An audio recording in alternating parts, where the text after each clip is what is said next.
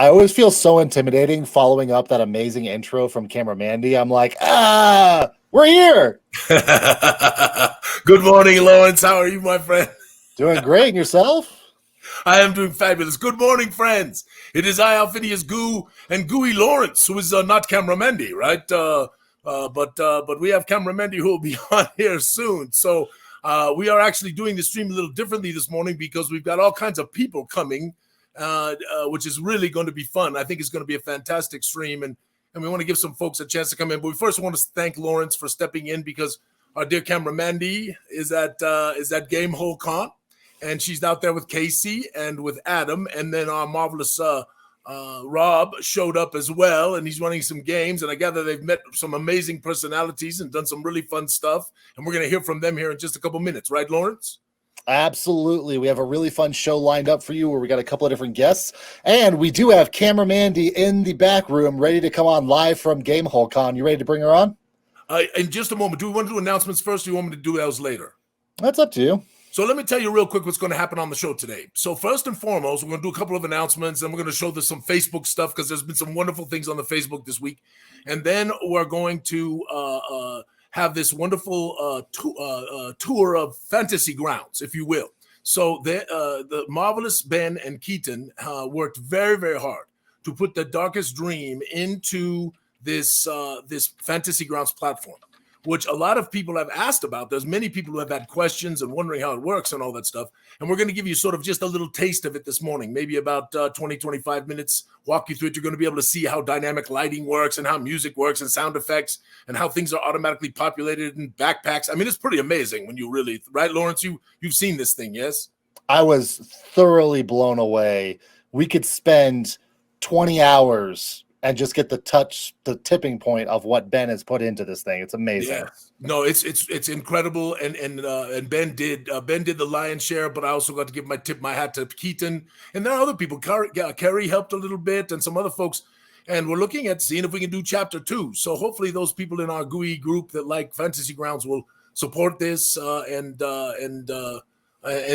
Ben and Keaton do get a little bit of money out of this deal too. So, as a part of our community thing, right? We want to try to be a part of that and help others. So anyway, the next announcement. I'm trying to remember my announcements. Okay, the next thing is that the submission round is out, and I know y'all are working on it. So please make sure that you put in your locality for the Gloomport and nothing crazy. No houses that turn into ships and fly away. Right? None of that kind of stuff. Right? No places. Jim, I heard that, by the way, Jim. Yes, you can't have 40 demons in the basement, so you can have 39. Right? I saw that comment. Yes. No, you cannot have 39, 38, 37. I won't count it all the way down. So try to make a locality that is interesting, that has a couple of adventure hooks in it, but don't have to be super lore impacting. Little lore is fun too. Don't forget that. In fact, it adds a lot of spice and wonderful things to the mix. So, in the Gloomport, I tell you, my friends, it is looking amazing. We are through map number 4. 1, 2, 3, 4. We are through the 4th map. And there's some augmentations that are going to those. We're about to start on the 5th map. And as you all know, we just finished all the Darkenhaven maps too. So anyway, that's the Gloomport announcement. Next weekend on Saturday, because of the spooky weekend that it is, we're going to do this marvelous special for Halloween, right? You know about this, right, Lawrence? Yes, I know about this from 13 seconds ago when you just said it. Crazy Alexander is going to come on. Ooh. And we are going to talk about the vile desolation, just in time for Halloween. Nice. Yes, that kind of thing, right? So we're going to do that next week. I think it's going to be a great stream, and lots of folks are going to enjoy this. I also think you're going to love the tour today. This wildlands between Donvan and Vancentia has all kinds of incredible adventure, lore, strange happenings, and wonderful places to visit. Yes, and I got to give a little credit to our marvelous friends. There's quite a few of them. There's people, when you see the book, you're going to see people who made contributions, Kendrick and of course, Corey did a lot of work on Vancentia and Donvan. But wait till you see some of the stuff that's going on in between. Okay, that's pretty much it, Lawrence, that I can think of. Am I missing anything that I needed to cover? Facebook shout out! Hey! Ha-ha! You ready? He froze. I'm almost positive that it was him. Wow. Yeah, he just 100% froze on us just like that. That's kind of funny. Well, ladies and gentlemen, while we are waiting for him to come back in, I'm going to go ahead and bring on Camera Mandy from GameholeCon. So, fatal error. Oh, there you are. Now you're back. Was it me who was gone? Yeah, it was 100% you. So I brought on Camera Mandy. When she logged in, she did it on purpose. She wanted to steal all the Oh, glory. yeah. Sure. Hi, Camera Mandy. Hi, can you guys hear me? Yes, we can. You're a little muted, but you sound good, you know. Okay. Oh, I'm as good as you can get from a con, I think. You know, you could pull your mask down just for this. Lots of journalists do so. They have security here making sure that you have your mask up. Are you worried you'll be arrested? Yes, I'm kicked out. And what will they death? do without me? What will they do without me? Do the right thing. Do the right thing. It is good. So I've seen many journalists though, at many conventions to pull them down so they can hear them. Hey, what's happening, you guys? He asked what's happening. What's happening right now? I'm waiting. We definitely cannot hear you, Casey. It's okay. Yes. It was more of a casual what's happening. Anyway, we're having a lot of fun here at Gooey, I'm saying Gooey GameholeCon. That's basically what it is. It's all about the Gooey. Lots of people are having so much fun playing games with Rob. Casey and Rob look awesome today. They both costumed up. I sent Lawrence some pictures if you want to show off what they look like. Yep, I'm pulling them up right now. There you go. Oh, there we go. So this is Sandama. I have my thaumaturgical machination here so that hopefully people can hear me. I wonder if you can hear me at home. I do not know, but I am Sodama Sarasa today. So I am documenting my travels. You will find out more as I document them this day. Goodbye. Bye, buddy.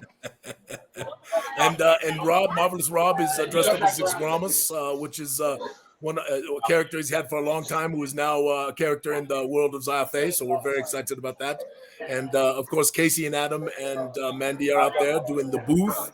Thank you so much for doing that, my friends. And Rob is just out there running some games. So we are excited to be there. He's running games right now, and we have a lot of people. They wish they had more games. This one is completely booked out. And so maybe next year, and Casey is going to be running games later today because we had so many overflow people. He's running a game for them. So people love the Gooey. I think that came out wrong, Camera Mandy. This is your fault for naming it Gooey Cube. Everything can be dirty if you put gooey in front of it. So, Mandy, I hear you have met some famous people. Just use their first names. Don't say the second name. Second names. But you have met some famous people out there, sort of famous in the game industry. I have not met them. I have been having Mr. Casey over here who can talk GMing with them, and so I don't know their names. I'm sorry. I have not talked to them personally. So we'll have Casey do a report on the next one when he comes back. Yeah, he's done a great job. He's done a great job, and everyone, famous or no, has loved the materials. Really, they're so enthusiastic about them. Yes, it's a little old school, a little new school, and a little in between. So that's what we try to do, right? Make the game master's life easier, make the game masters more entertained, and then of course thirdly, the most important thing really at the table, which is to enthrall the players, right? That's the goal. So yeah, and people love, one of the things that I say that they love is that our first Weirded World was written by 3 to 4 people, and our West Verdesia was written by over 40 contributors, and people love that story, and they love the idea of our collaborative world and the ways that you guys add your imaginations into our world. People love to hear our story. Yes, it is. It is truly marvelous, and I cannot wait when we get all this Kickstarter fulfilled and all the stuff. And if you didn't get a Kickstarter update, make sure you watch the last episode that we just put up. It's a little long, but it's going to have all the information so you know. And we are sorry we're a little late on a few things, but also we are very pleased to send you interim shipments that you did not expect. And so we are pleased to pay for those and do that for you as a thank you for your support. Absolutely. What else, Cameron Mendy? I'm trying to do a thumbs up. Where is my thumb? There you go. There you go.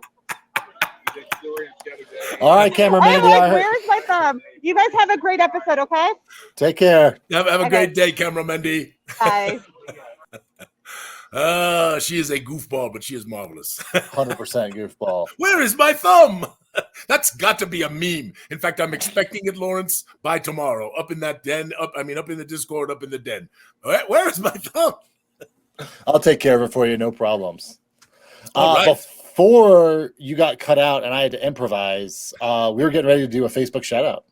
Oh yes, let's do that. This is marvelous. There's some wonderful things that happened in the Facebook today. And again, I know not everyone does Facebook, and I understand that. We do have the Discord, and we're going to try to put more stuff in the Discord. I'm going to try to be a little more active in there as best as I can. But the wonderful thing about Facebook is you can put something up, lots of people can comment on it, you can keep that thread, versus Discord, it sort of goes all over the place. Anyway, yes, we are incredibly proud that this little wee goo, who is named Natalia, yes, which is just marvelous, right? Has come to see us, yes, Lady Goo Goo. Yeah.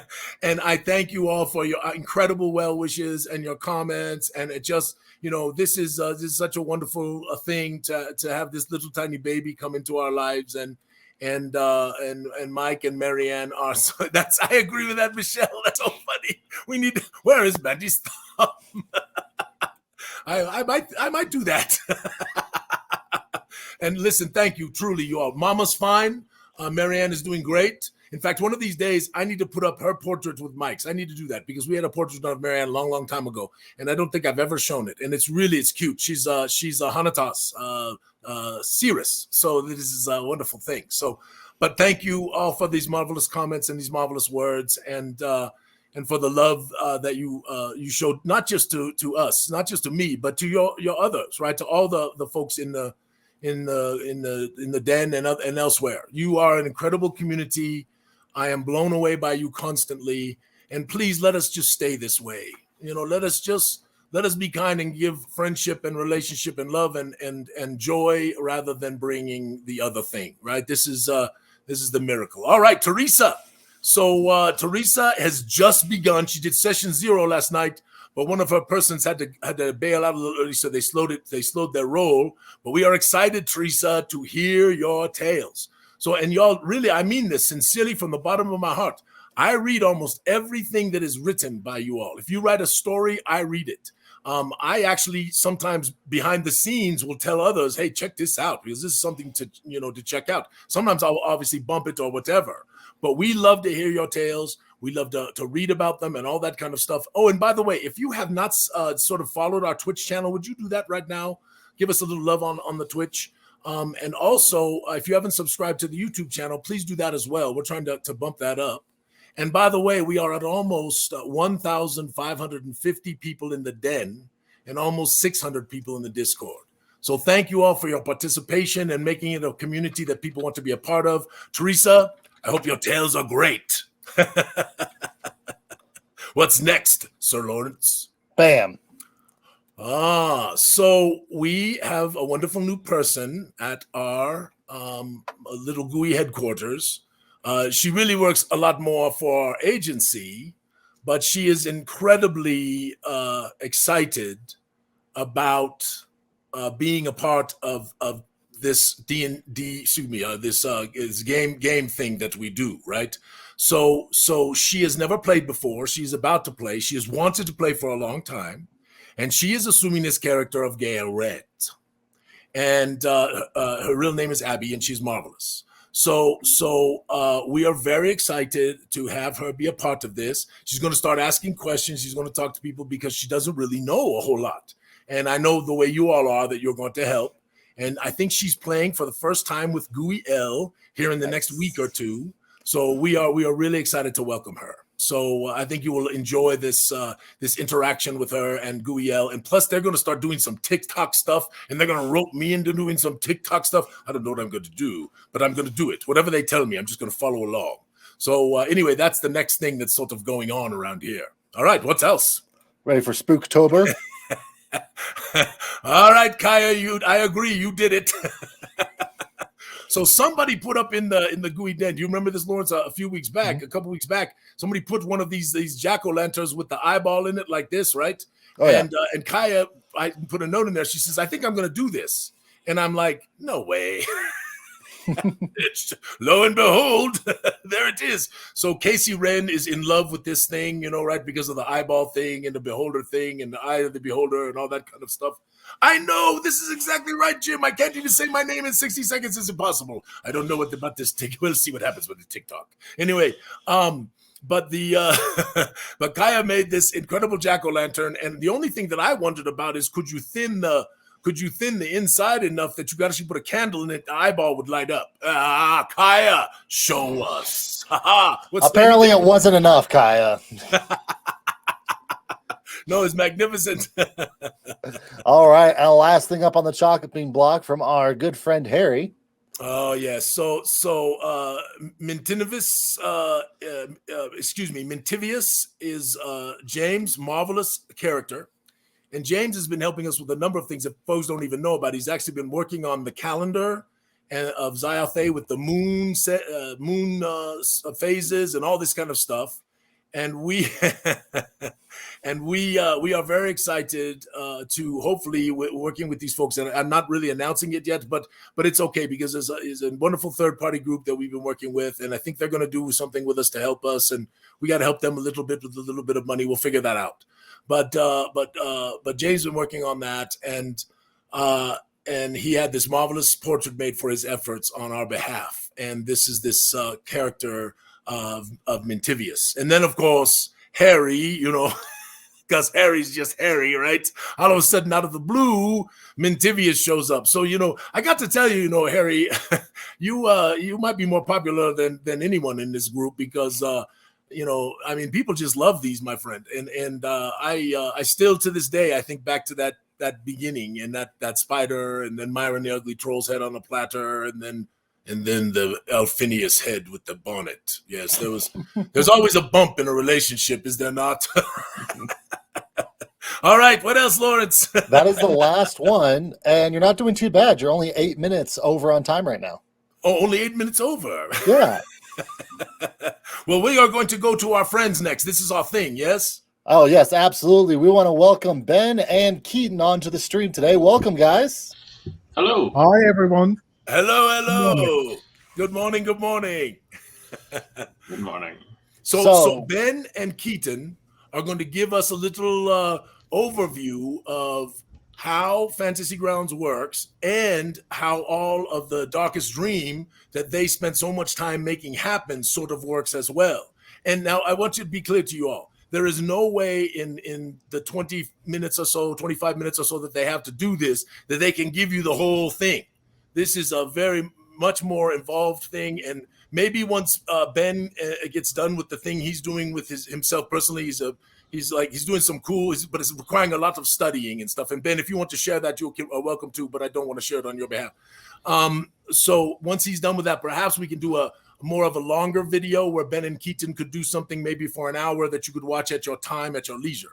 But we're gonna enjoy this right now, and I'm gonna do my best to not say anything unless they are boring. If they are boring, then I will say something. But hopefully they will not be. I mean, so far the rest of us haven't just completely frozen on screen. So I know it's the worst. I don't even know how it happened. All right, go get him, Ben. Go get him, Keaton. We will listen in. So Ben and Keaton, you guys want to both give us just a little intro real quick? Yeah, sure. Well, I'm from Germany. I'm 42 years old. And as Alphinius said, I study a lot at the moment. So I've got an exam next week. So that's very important for me. So, yeah, well, I play TTRPG since 1990. And after about 10 years, I thought I've seen and played nearly everything that's thrilling and, catchy somehow. But yeah, well, since then it was like, okay, I've played this, I've played that. Therefore, it was just a hobby. And in 2019, I think it was, in December 2019, I stumbled across Gooey Cube. And since then, I'm here. I'm in love. I've lost my role-playing heart in to Gooey Cube, and since then, yeah, I'm doing this here. Well, Ben, you have been so marvelous and such a good friend to so many people and done so many nice things. And I really, really hope we can get over there in the next year or two and see you all at a convention and go run around and drink lots of beer. I want to drink. All right. And Keaton, you want to give us a quick intro? Sure. My name is Keaton, 33 years old. I've been playing tabletop RPGs for more than half my life now. I ran into Gooey Cube up here at a Denver convention in Colorado and fell in love with it. It's the first campaign that I've run that was not homebrew, that I've actually run through items. Yeah, and when we went online at the beginning of COVID, I was like, I want to be able to adapt it. And so that's where we ended up. Well, Keaton, I got to say that, we met up there and Keaton also runs a marvelous nonprofit. He does wonderful things in the community. He's a great guy in that regard. And we met up there at Genghis Khan, and we are going to be at Genghis Khan this February. And the more I see, Keaton, I don't know if you know this, but I'm seeing more and more of the Gooey people are coming to Genghis. So we are excited. We're also going to do a big Gooey giveaway up there. So and a Gooey stream. So it's going to be a whole lot of fun. So, and I'm so appreciative, Keaton, of the effort you put forth here, but also just your friendship and the fun that we are having. Ben is right. I don't know how this happened, but I also gave my heart to Gooey Cube, and I don't know. It's weird. It's not a business anymore. It's like something different. It's weird. Family. So let's go ahead and get into a little bit of Fantasy Grounds now. Alphinius, what would you say is the number one thing that sets Gooey Cube apart from other campaigns? One word answer. Go. The correct answer was handouts. So, Ben, why don't you show us some of these amazing Fantasy Ground handouts that you have? Well, of course, this is the handout everybody knows. Amazing, isn't it? Surprise, surprise. That's what Fantasy Grounds can do. It can show you images. Well, no. You can, of course, wait a second. You can, of course, alter the images. This image looks much more impressive. The nice little eerie moving mist on there.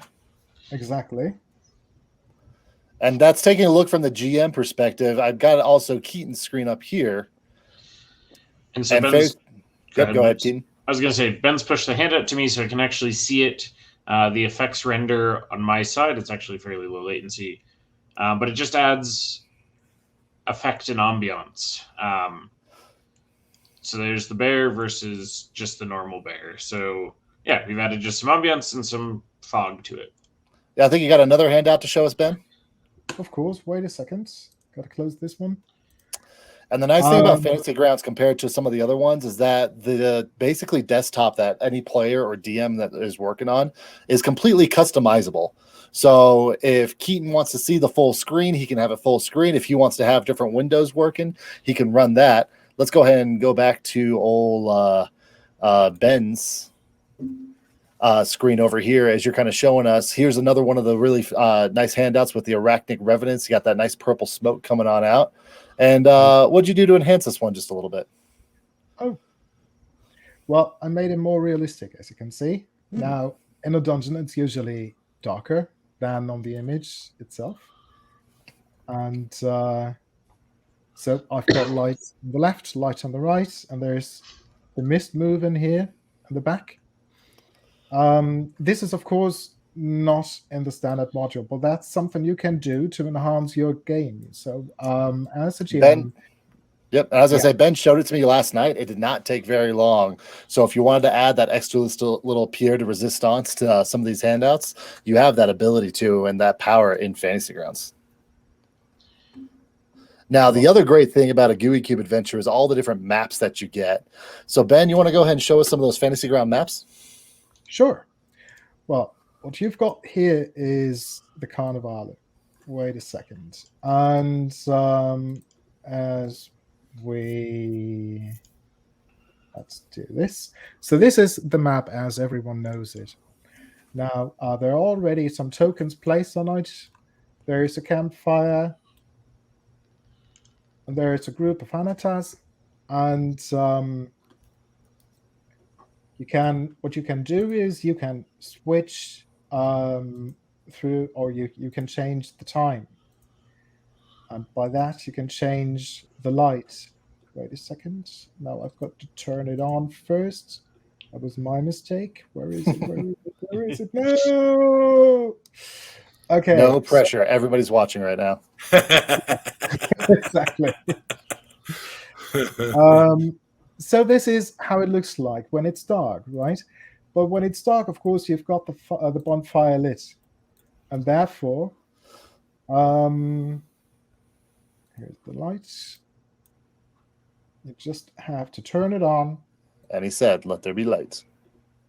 Let there be lights in the beginning. Well, where is it? Why is it not working? Hey! Well, so adding these effects tends to be fairly easy. Adding these effects on stream, it definitely is. Everyone's watching, and you get Oh exactly. yeah, 100%. You do get those line of sights that you can see there. As far as what the character can and can't see, you get that ambiance of what light is going on. It looks like we got a little smoke effect coming up from there also. Exactly. So you've got the smoke effect here. You've got the shadows of the clouds, and well, you've got some burning fire here. So that's what's. So again, one of those ways, especially over virtual tabletop, helps set that scene. Everybody's kind of disconnected and disjointed because you're going through computers and you got microphones and stuff like that. Setting that great visual scene helps suck people into that amazing role play. So with that, Ben, I see a lot of these little pinpoints that aren't on the original maps. You want to go through what those are? Sure. These pinpoints are. You want to make it daytime real quick? Of course. Wait a second. Daytime. Here we go. Now it's not working properly. Now it is. Moonlight. Sunlight, yeah. Here we go. So that's how it looks like when it's daytime. So what do you got? Oh yeah, go ahead. Yeah, so these little pinpoints are shortcuts. Shortcuts for story entries, shortcuts for different kind of things. So when you go to the archery, for example, you have the story entry right here. You've got your text. You can either read or paraphrase as a GM. You can place it in the text chat here for those who want to read it as well. And yeah. And then one of the coolest aspects is if you click on that Mad Bear encounter, wherever it's located at. Wait a second. Here it is. Go ahead and run that encounter. Yeah, sure. Wait a second. This is something I thought was incredibly cool. Yeah, watch this, my friends. This is going to blow your mind. Not modifiers. What's the combat tracker?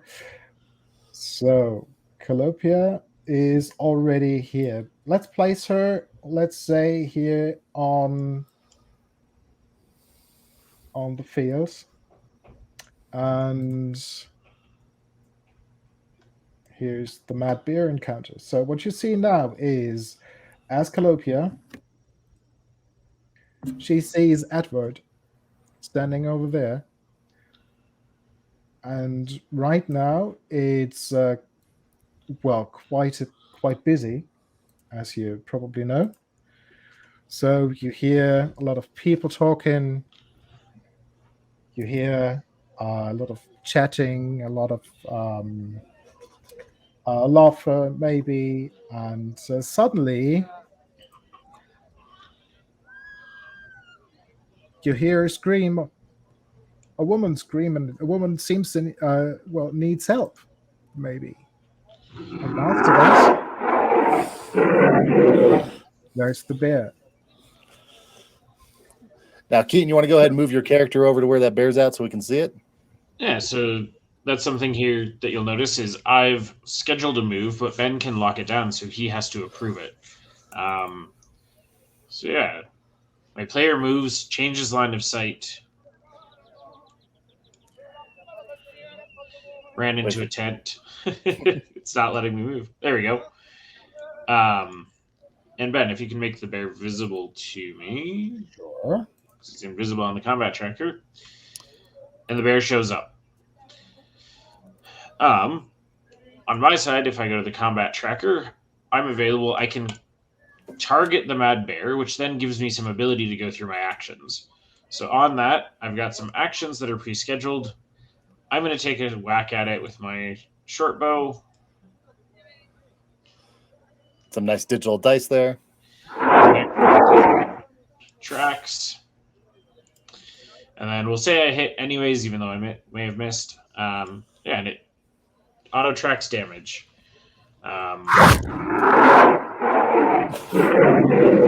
Which is something that I love as a player and as a DM. Ben, you having fun back there? So a lot of this from a technical standpoint, and as somebody who has played over, virtual tabletop and stuff like that, the automation behind it just helps you be able to focus on creating that scene for your players and not getting super jumbled up in all of the numbers and all the combat tracking and such.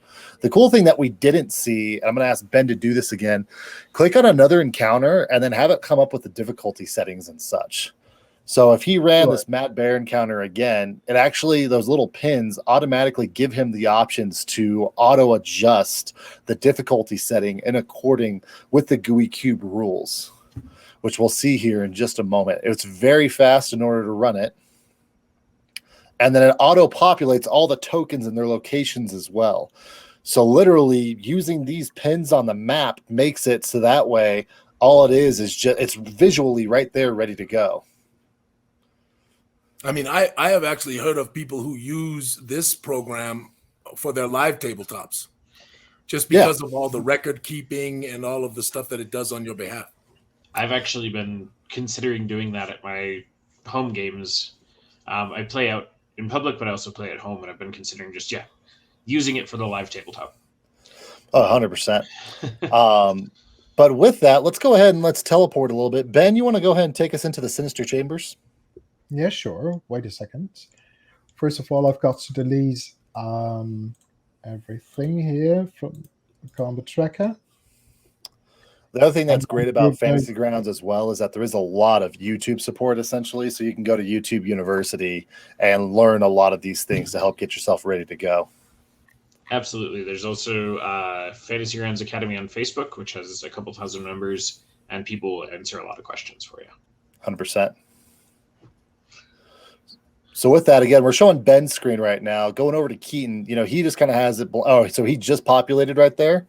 So you can see on Keaton's screen, again, you have that fog of war. You have that it's using Calopia's stats as far as what her dark vision is and such. Over on Keaton's side, he still has all of the markers for all of the various things, whether or not it's a plot hook where it has a handout or anything of that matter. So let's go ahead and let's have Calopia explore a little bit and find some bad guys.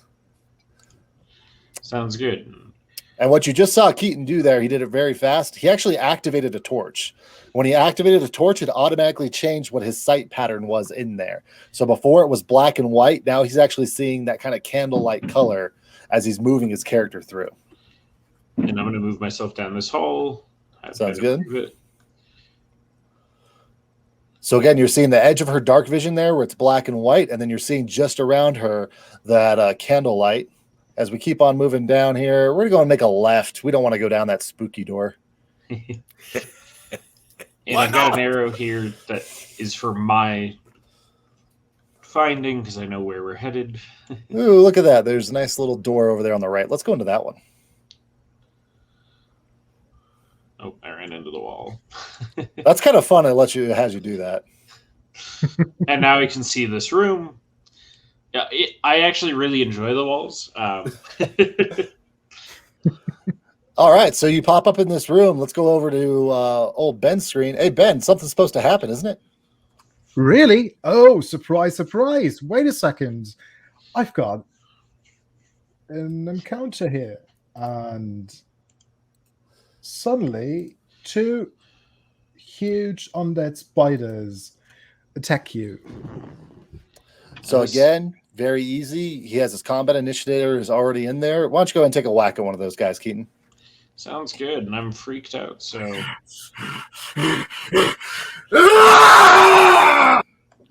It's Barbarian Rage. Take a whack at this guy. I thought I was having indigestion there for a moment.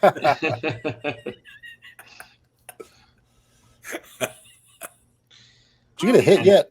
There it goes. Stop him. So, Ben, what are the cues for the dice sound effects? Well, there are no cues. There is a table that's, well, not available to everyone because you've got to pay for that. There are certain extensions I use. For example, the Sirenscape extension created by Rob Toohey and Metacure, as well as Javan's action chat bubbles. Just want to thank the guys very, very much because they allowed us to use their extension here on the stream. And we will also send links of the guys to the chat and to Facebook because they're really great and they're doing an awesome job. So every support we can give them is, I think, very appreciated. Anyway, and of course we're also using the Sirenscape platform. That's also a brilliant and fantastic page. They have a wonderful array of sounds and music, and they're really, really great. So with that, Ben just killed a spider. Where's his loot at? Wait a second. Of course. Hooray. So just scroll down and in case you find the cleric scroll, there's also an image here. There's also an effect for this. Wait a second. I've got to open this character sheet. And I can draw the effect here. Now this is a special item. So these are all the spells already coded for Fantasy Grounds, and you just have to either target and click or just click the effects.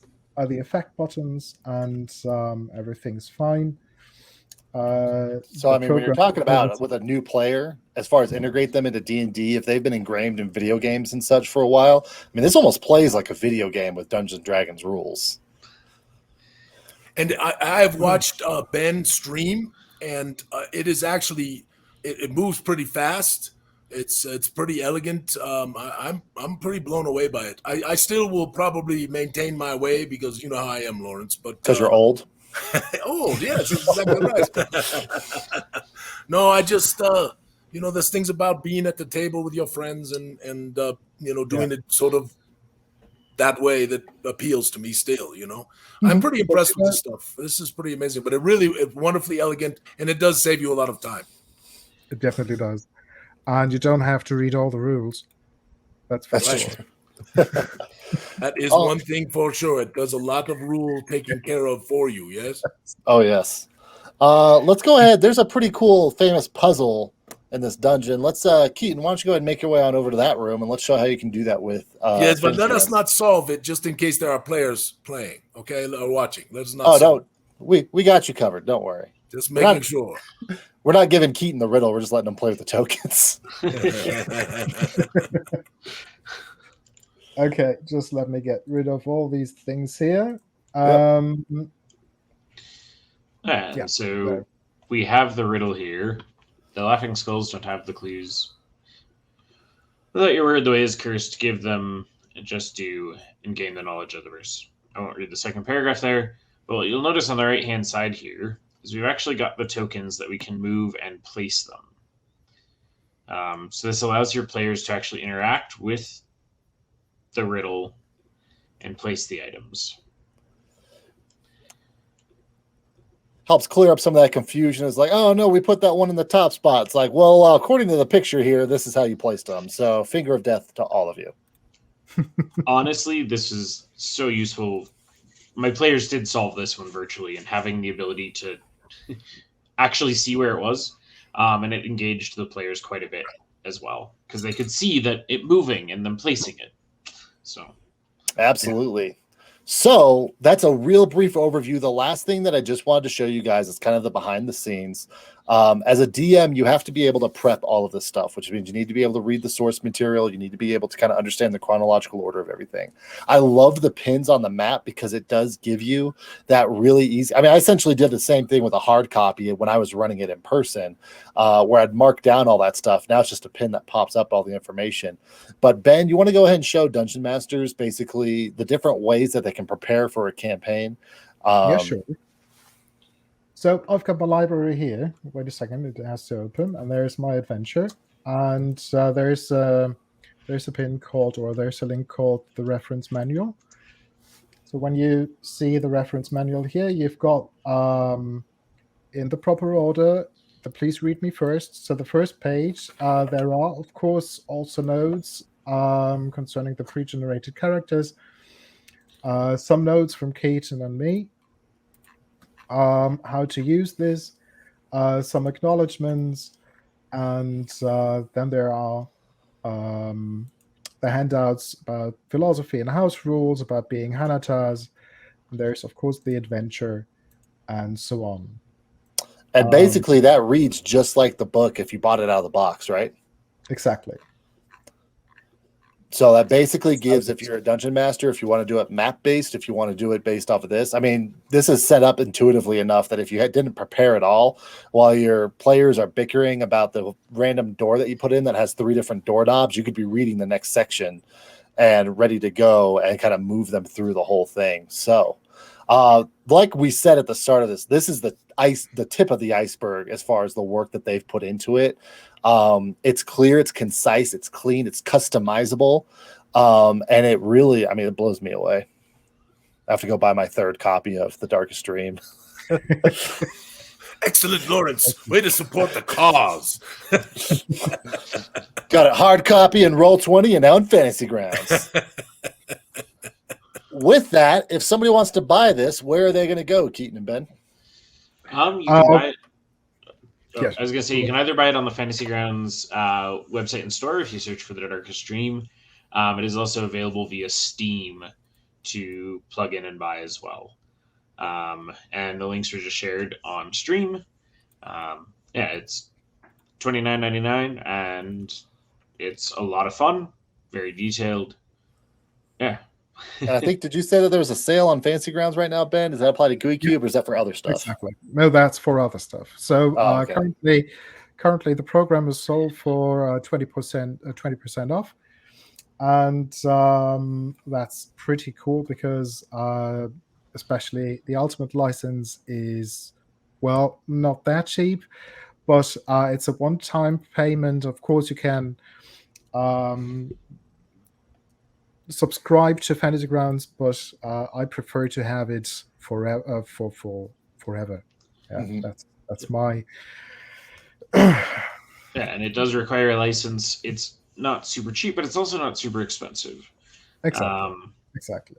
And the only thing that you need to play The Darkest Dream is, besides the adventure, of course, is the SRD, and that's for free. That's already integrated in Fantasy Grounds, and therefore you won't need anything else. For those of you who want to use official material, Fantasy Grounds is official license holder, and therefore you can get the books at the moment for 20% less. I think it ends on Monday, but I'm not sure. I think it's the 25th it'll end. Okay. I don't know. Something like that. And then a couple of questions that came out really quickly. One of them is, does this work with Fantasy Grounds Unity? Yes. We were demoing in Unity, actually. Okay. We have, are the GUI classes built into the system? So specifically the Spell Dancer and the Agent of Jinx. Pardon me once again. So are the two Gooey Cube classes, the Spelldancer and the Agent of Jinx, are those built into the system? Yes, they are. And thanks to Kaylee, they're also coded. And as soon as, hopefully at the end of next week, I'll be able to update the modules. So the coded classes will be, or the codes for the classes will be updated as well. Excellent. I did see one from Phoenix Prime way earlier. Do the players see the red dots? No, they won't. You get to control what the players see and what the players don't see. Quick answer to what is the difference between Unity and normal? Sure. The main difference between Unity and normal, Unity has a significantly more interactive feel. So the effects you are seeing, the line of sight, all of that is much better built out in Unity. Gotcha. All right. Well, hey guys, thank you so much for joining us. Go ahead, Ben. And normal, I think there's there's ultimate and there's ultimate and standard on the one side. I think that's what was mentioned, because the point is, with a standard license, you're not able to host a game for players who don't own Fantasy Grounds. So when you've got an ultimate license, which is more expensive, you can host Fantasy Grounds for players who only get the demo. Okay, so with the ultimate version, with the ultimate license, you can play with your players for as long as you want, as long as you're the GM. Okay, and the other thing is, now Unity, Fantasy Grounds Unity is the current edition of Fantasy Grounds. Before that, there was Fantasy Grounds Classic, and Fantasy Grounds Classic is not supported anymore. Therefore, Fantasy Grounds Unity becomes even better and better and better, because they are able now to focus on this single product. Nice. Really, really marvelous, you two, and thank you for doing this. And I really, as I told you, for streaming, right? When you're streaming, I don't believe there's anything like visuals and graphics to help your players be a little more there when they aren't really sitting around the tabletop and you don't have things on the table and all this kind of stuff. And so for me to be able to take that and then have a solution, that really allows the game master to save a lot of time and effort with all of the little accoutrements, if you want to call them that are available, is really wonderful. And again, we don't necessarily endorse any platform. We're gonna, in fact, we've been talking with James. We're probably gonna do something with the Shard folks. Obviously, we're already on Roll20 for folks.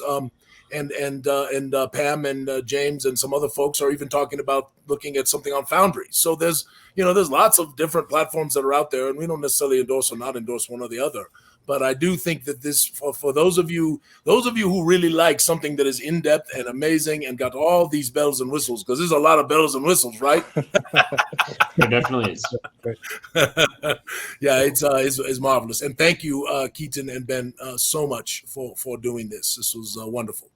We got any other questions that we want to take care of? I think we're good. I just want to say both you guys are in the Gooey Den of Enlightenment, right? Yes. Gooey Master. Yep. So if you guys do have any questions, you can post them up there. Ben and Keaton is on call 24/7. They never get off. Holidays, weekends, whenever you want to get in reach with them, they are there for you. That's what we talked about before the stream, right, guys? It's another support job. Oh, fun. Thanks for allowing us to adapt it. Gooey Cube and Alphinius, being able to put it together and share it with the world is exciting. So, well, thank you all very, very much. And Keaton, if I don't see you before, I guess I'll be seeing you at Genghis Khan here in about a couple, 3 months, right? Something like that. Indeed. Yeah, and it looks like a lot of our Gooey folks are thinking about coming, which will be really, really fun to have sort of a re-Gen Con thing going on. In fact, it may be more Gooey folks at Genghis than there were at Gen Con, which is going to be quite amazing. Ben is flying out. In fact, he's bringing all of his players. He's already bought them first-class tickets on that what's that super liner that flies? They're crashing at your place, right? Yeah, I'll be there as well with the nonprofit that Alphinius talked about. So yeah, it's wonderful. Yeah, what Keaton's doing is really, really wonderful. So All right, blessings upon both of you. Yeah, Ben, did you want to say one last thing? I Yes. see you because you are a teacher, right? So Yes. I see you raising I'm your sorry. I'm sorry for that.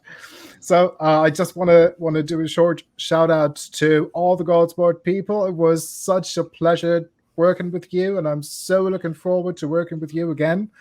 Can't wait for that. So yeah. All right. May all your adventures be sticky, Ben and Keaton. We'll talk to you soon. Again, Keaton, we got to talk about this Chug the Cow one of these days, but we'll have that conversation at another time. All right, guys, you take care now. Okay. All right, All Alphinius, right.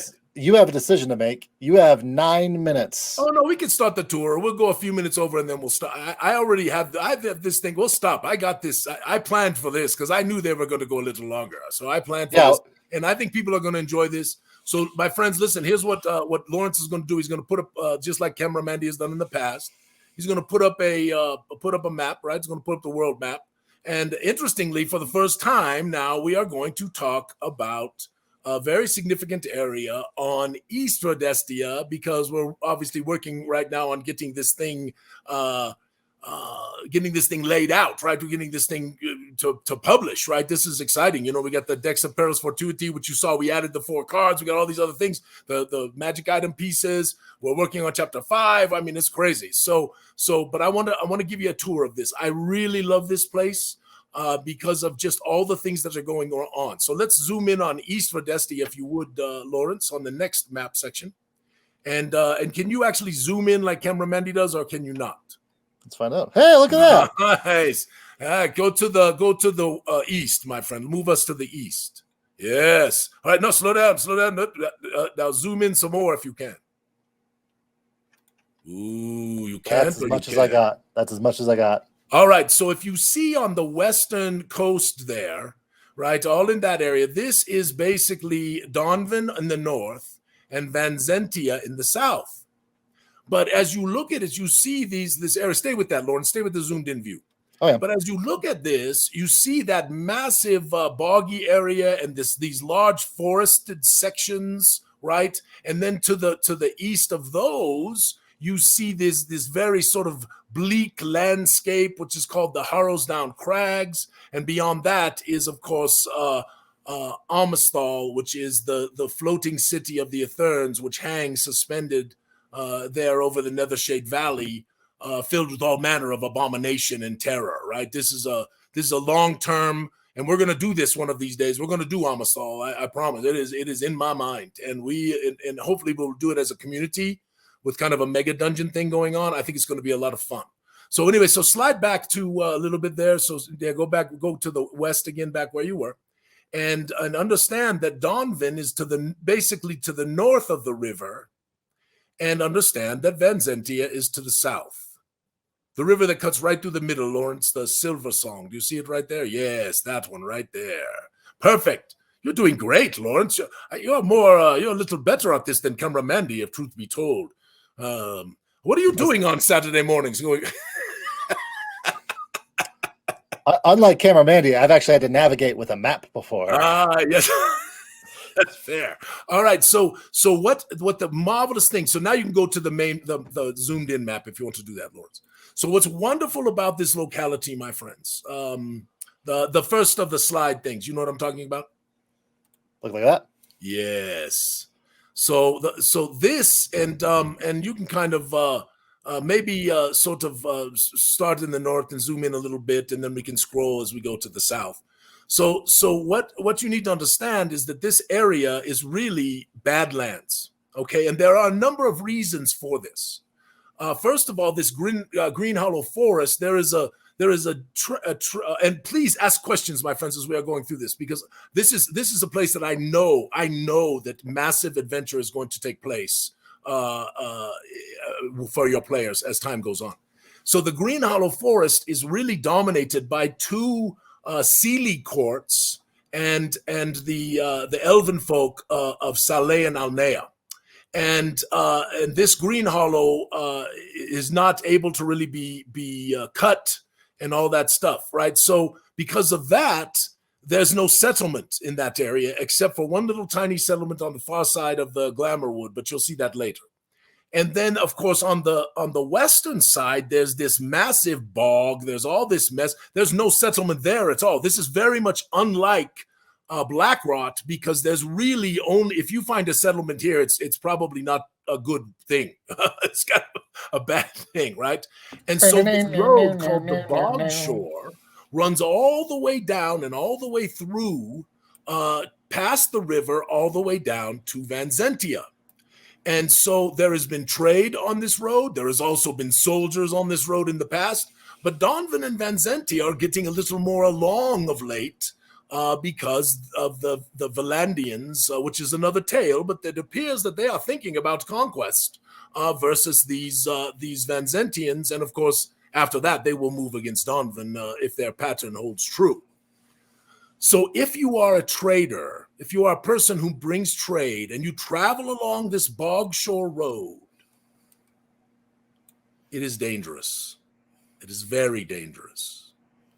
And so the marvelous thing about what has happened on this road is that about 30 miles apart between each one, there are fortified inns that have been built here.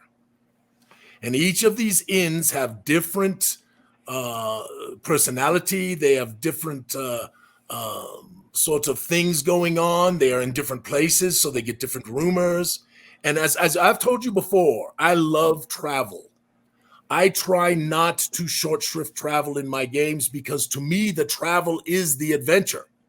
And so many times my players will be moving towards something that they think is kind of the main objective. And it probably is a big objective. But I might have a second thing waiting for them at one of these taverns, or a third or a fourth or a fifth, right? This is the hooks, right? This is the choice, right, that we want to be able to give to them. Oh, my friend, that's a great question. The bandit lords, there is absolutely, there's the lore of this road is magnificent. And we're going to begin with just a little bit of a slideshow for you, and then we're going to stop here. Is everybody okay if I go about maybe to 11:15 or so, 11:10? Is that okay?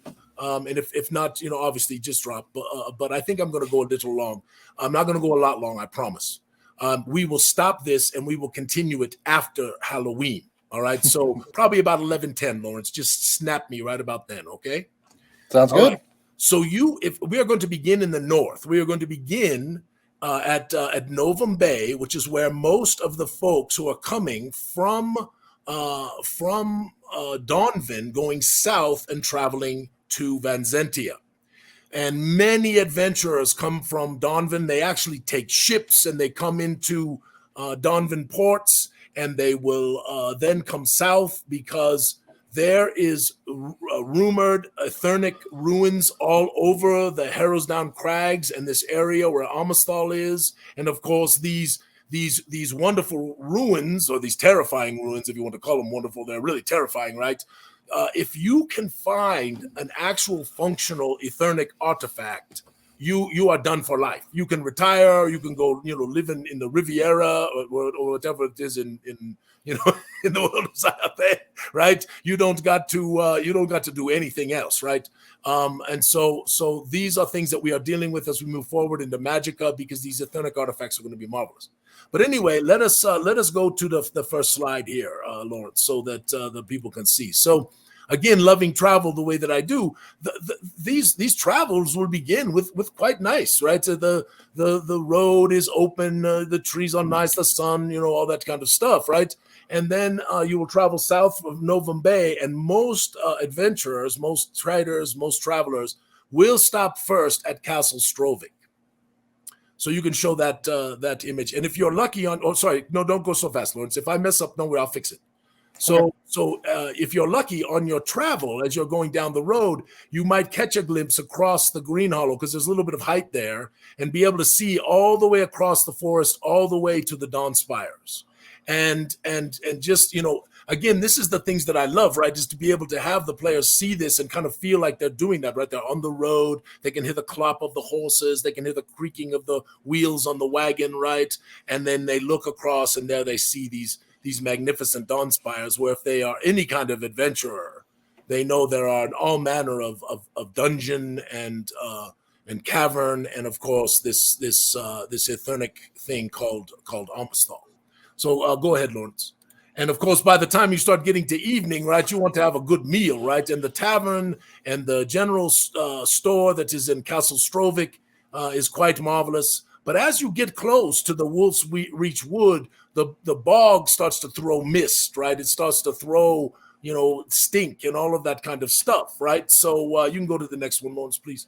And so you it's quite often when you arrive at Strovik, right, you have sort of this kind of foggy thing going on. Is that not marvelous? What a wonderful image, right? And now all of a sudden your players are like, whoa, right? This is cool, right? So then you go into Castle Strovik, and I'm not going to go too deep into all of this because this is the Game Master's job.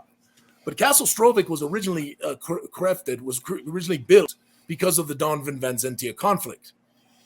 But now it more serves as a check on the road because the troops from Strovik will actually travel all the way south to Bleakwater Station and try to help protect travelers and traders, because trade is very important to Donvan. Now, they are not perfectly effective, so you have to keep that in your mind. This is why all who travel this road travel it with guards and power, and they are not fools, right? If you walk in this thing alone, you're asking for real trouble. The Wolf's Reach is marvelous. There is a wonderful tale that you will read about a certain librarian who lives in the Wolf's Reach that I think you're going to love. But continue on, Lawrence. Let's show a couple pictures. So the Wolf's Reach is a very thick old forest, and there's not a whole lot of logging that goes on there because woodcutters have had troubles in the past. And there is a lot of there's no reason to do this. There's plenty of other places where Donvan can get those resources. And so rather than go send military in there and try to clean up all the mess that's going on in the forest, which will probably take a lot of lives and be very expensive, they just choose to go elsewhere. But that makes this Wolf's Reach forest quite wild and fearsome. So go ahead, Lawrence. Let's look at the next one. Would you say it's howling wild?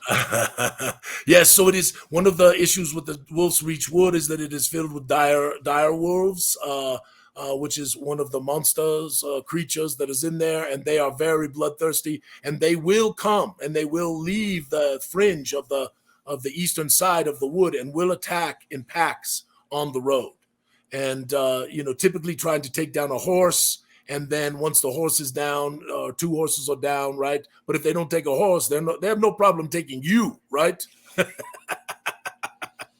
So no, they are not wolves, James.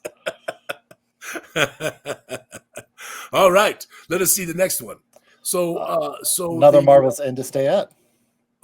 Yes. So also in this wood, there are other things best perhaps left untouched by travelers and adventurers, right? And there's, this is a wonderful little wood that you can have a lot of fun with because of all the things that are going on in there. And, I would dance this dance all over the place. This is the thing, right? You look at this. Oh, I see that lady. But you look at this, right? This one image and you're like, oh man, I got an adventure. Right? Don't you, Lawrence? Right? Don't you, Jay? Right? All of you all out there, right? I got an adventure. From a little cabin in the woods, right? And this is the thing. By the way, I have a quick question. If we put together, and again, reasonably priced, we always do our best to not charge crazy numbers, but if we put together a full West Verdestia art pack and a full East Verdestia art pack that you could get, which would have not just the ones that are in the books, but a number of others that we have that we didn't put in the books, right? As well as travel. I mean, would that be of interest to people? I'd love to get your thoughts about that. So I might even put that up in the den because I do think that these things are so marvelous and it saves so much time. I know, Jim, we've talked about that table book before, but I know that we have spent so much time. Thank you, my friends. I see that you like this idea. This is I agree with it. I think it's marvelous. I know Lawrence puts these images. You put them when you're doing home, right? When you're not streaming, when you're actually home, you put these on TV. Yes, people can look at them. Yeah, and that's what I've run a couple. I don't do it very often, but I'll run a non-Gooey Cube game, And I sent you this message. I'm doing a modern day game, and it's annoying me because whenever I do a D&D game, I can just pull all of the stuff from the Darkest Dream from them, and I can reuse character sheets, and it makes my life amazingly easier. This modern day one, I have to go over and search everything, and I'm like, I've been spoiled for the last 2 years. Well, this is the thing, right? This is the idea. This is why I tell everybody when I'm sitting with them at these conventions, we're going to cut your prep time 50, 60%. And I think we do. And not only that, we're going to give you a tale that's entertaining that you really enjoy. So I will look at that, my friends. I don't, obviously not until I'm focused on really taking care of you all and doing this stream well and all that stuff. And I'm focused on getting these materials published for the Kickstarter. I want to get them done as quickly as possible. So, but anyway, let's look at the next one now, Lawrence. So when you're traveling, right, as they are moving past these woods, you kind of can look in there and you can kind of give them the feel for this, and again, if you are good with handouts and you're good with materials, you can establish a wonderful feel. And of course, if they get attacked, please go to the next one, Lawrence, because this Wolf's Reach Wood is this wonderful opportunity for you to break out one of our new monsters that we are working on for the Flash Cyclopedia Monstrica, which is the Ursoon, right? Which is I really love that. I really love this creature, right? This is marvelous and scary, and can't you just wait to Lawrence, right? You got your party out in the wilderness and you bust out a picture of that and you say, well, there's 4 of them coming at you. Roll initiative. That's what I like to do, because I like to try and kill my players. So, well, I'm not trying to kill them, but good challenge, right? Is always marvelous. I know 4. Anyway, difficult encounters is just a good excuse to use GUI rewards. Absolutely. And by the way, I'm going to change some stuff up on those damn GUI rewards. Oh, this is the most fearful thing of the Wolf's Reach, except for probably this librarian, which I'm not going to give too much away on this, right? But there's said to be a clan of werewolves within the woods, and in fact, the evidence would suggest that this is true. And this clan of werewolves appears to be somewhat directing the dire wolves in ways, right? And they have attacked on the road, and a couple of people have caught lycanthropy. Now, in my games, just so you know, I don't make it easy on people who get lycanthropy. I make it hard on people. I don't want lycanthropy to be something that people desire. I want. Did you just put a mustache on my werewolf? A handlebar mustache? Now he's not so intimidating for our younger viewers. But anyway, the soldiers from Castle Strovik now, and have for quite a number of years, quite a number of annums, they now carry silvered swords, silver inlaid sword, and they also carry silvered crossbow bolts. And Castle Strovik's general store does quite a good trade in these kinds of things. So anyway, I'm really excited, to take you on this tour. We're not going to continue the tour next week because this is going to be all about the Vile Desolation. It's our Halloween adventure. Alexander is even telling me he might sort of try to dress up like Kalmavik. And so we will continue this tour, which I think I can get pretty much done in about 40 minutes from here. We will continue this tour, 35 minutes, something like that. And everyone's liking these. Yes, this is good. This is something that you're really enjoying.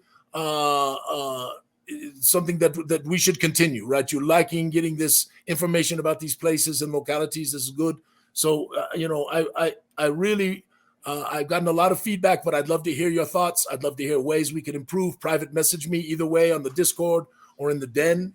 And I think you're going to love some of the imagery that we're going to put out here, that you're going to be able to see. To again give you the feel of this. I think you're going to love the Gren Hollow. There's a marvelous lore that dear Carrie came up with that I just love about this dragon that some of you have seen in the Gooey Den, and some of you may have seen in the Discord, and the elves that are there, and the Seelie and the Unseelie courts. And then you're going to learn about the Silver Song River, a little bit about the Harrowsdown Crags and the cairn, and what the cairn is, and what's going on out there in that marvelous bleak landscape where so many adventurers are attracted. You'll learn about Bleakwater Station, which is a marvelous. I put up an image of it in the den. This marvelous inn, and you'll learn about the 10-foot tavern and Fiddler's Fame and Stinking Fingers and all of these interesting little places on the road. You'll learn a lot about the bog. You're going to see some wonderful imagery, and then we'll get you all the way down to Crusops, and we will stop on that tour after we are done with the special Halloween episode. All right, 11:11. How'd I do, Lawrence? You did great. I wanted to bring up Stinking Fingers the entire time. You named a place Stinking Fingers? Yes, it has lore. So, but of course, I can't tell that today. Oh my gosh! I love it. You'll I really hope wait to find out why a traveling fortified inn along Bogshore Road is called Stinking Fingers. Yes. I want Stinking Fingers to have invented chicken fingers. I'm sorry. Go ahead, Lawrence. Say again. I wanted Stinking Fingers to have invented chicken fingers in Zyathé. Well, you're going to learn about the Glamour Wood, which is a nod to a marvelous artist that we lost a while back, and just sort of inspired by that person. And I think many people will get it when they do there. You're going to love the lore of the Dunewood. You're going to love the lore of Bleakbottom Bog. There's these mounds out there. And then when you get into Van Zentia and you find out about the Petrovics and all these, it's just going to be marvelous. So I didn't think it was possible because I really believed that West Verdestia was unbelievable in terms of the lore and the marvelousness of it. Now, I am a reader, so some people don't want to read 370, 60 pages or whatever it is, but a lot of people do. And I do think that the Essenverd is going to be as good, maybe even in some ways better. So we're really excited to bring that to the table. All right. Any last questions or anything I need to answer, and we can get everybody out of here? I think we're looking pretty good in the chat wise, unless any last minute stuff comes up. But thank you so much this morning for Alphinius. Thank you. Big shout out to Ben and Keaton again for all the work on Fantasy Grounds. Love that. Like I said, like Alphinius said, I'm not in charge of anything. I just run tech. In the future, we'll look at doing a little bit more of expanded, kind of do a little bit of tutorial of Fantasy Grounds on how to make your GUI games the absolute best that your players have ever experienced. And Alphinius, you want to sign off? No, you're all marvelous. Thank you for coming here and watching with us. And it'd be nice if you would tell other folks about this. And of course, like I said, please subscribe to the YouTube channel and give us a follow here on this. And I really plan. This is what we got the feedback for. This is why we're doing it. So may all your adventures be sticky, my friends, and you have a wonderful rest of your Saturday. Bye. Take care, everybody.